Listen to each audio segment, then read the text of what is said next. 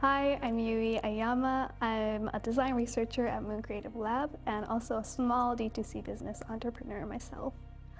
My role as a design researcher here involves identifying the problem, identifying the target user, and also identifying what are the best ways to solve the problem for the user.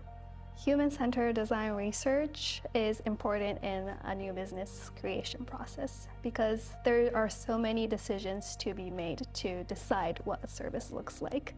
But we don't have the answers. Actually, the users only has the answers. So what we want is to understand the pain points of the user, understand the motivation of the user, understand the expectation of the users. All those information can be brought through the design research and all the insights that users deliver to us.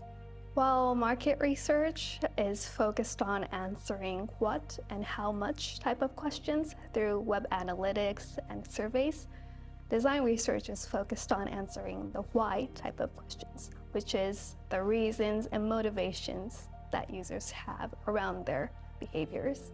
Design research methods include interviews, field research, and participatory research.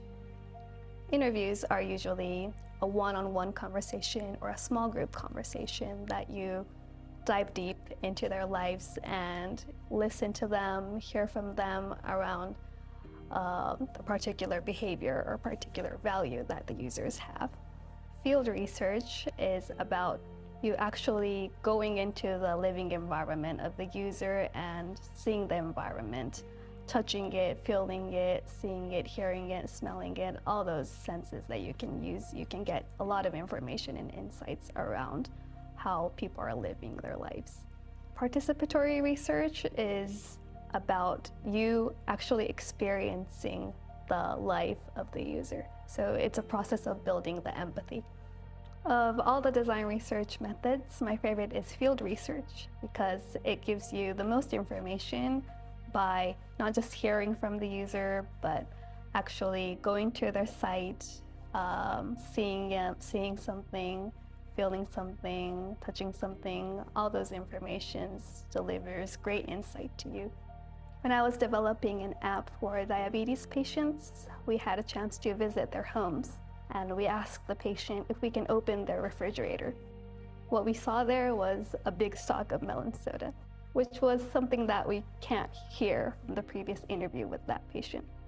All these real stuff that patients don't always mention about by themselves are really important, and it really gives us more understanding around how users live their lives. People often ask me, why is it important to talk directly to people? And the reason is it's one of the most effective ways to understand your users' motivation and expectations.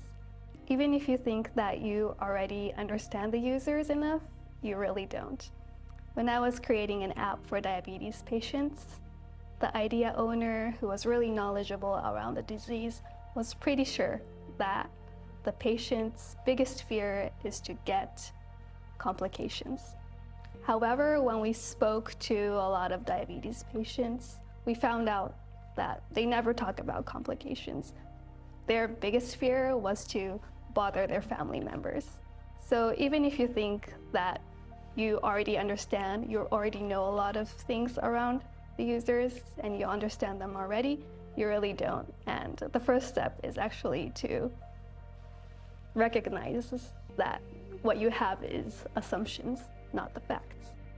So when you talk with people, one thing that you want to keep in mind is to create a safe space for the participant. It's effective to establish a rapport at the beginning to make them relaxed, comfortable, because it's pretty stressful to talk to a person who you first meet. Participants tend to feel that they're judged when they're asked a lot of questions and you're the only one who's speaking, but you don't want that. You want candid answers and honest answers as much as possible. So one thing is that it's important to state that today, all the questions that we are asking, there are no right or wrong answers, and we're here to learn from you and make it clear that you're not judging anything that the users is going to say. Another tips for interviews are to ask with open-ended questions, not a closed question like yes or no type of questions. Because if the users are asked like, do you like this service? They will say yes, but that doesn't really mean anything. What you want is, you want to know why they like it or why they don't like it. Those information in the background or the context is really important. And it's hard to get all that information by a closed-ended type of questions. So when you get an answer from a user, there are times that you want to say, so is this what you're thinking? And confirm their ideas or validate what your guess is. But you're actually paraphrasing. It's hard for users to say, no, that's not what I'm thinking, and it might deliver a misunderstanding from your end. So even if you have something that you want to clarify, it's important to ask them again and let them speak it for you.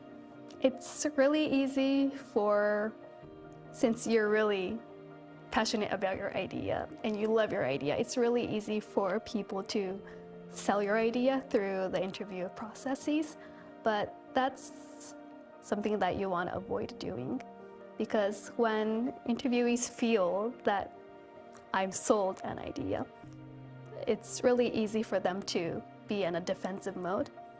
And when you ask, is it my idea great? Of course they will say yes.